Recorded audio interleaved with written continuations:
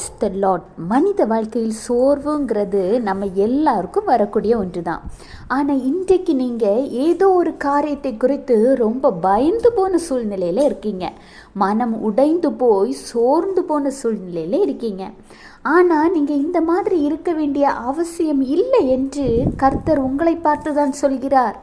ஆமாங்க, கர்த்தர் சொல்கிறார், உபாகமம் 31:6, நீங்கள் பலம் கொண்டு திடமனதாயிருங்கள், அவர்களுக்கு பயப்படவும் திகைக்கவும் வேண்டாம், உன் தேவனாகிய கர்த்தர் தாமே உன்னோடே கூட வருகிறார், அவர் உன்னை விட்டு விலகுவதும் இல்லை, உன்னை கைவிடுவதும் இல்லை.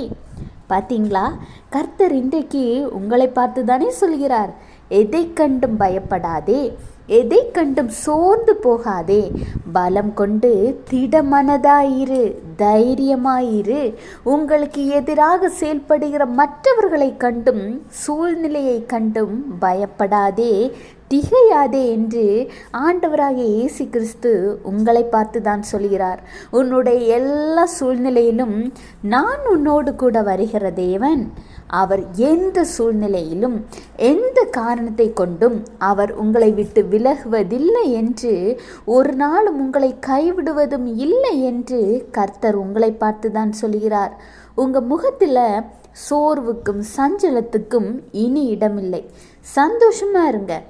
Have a blessed day. Jesus bless you.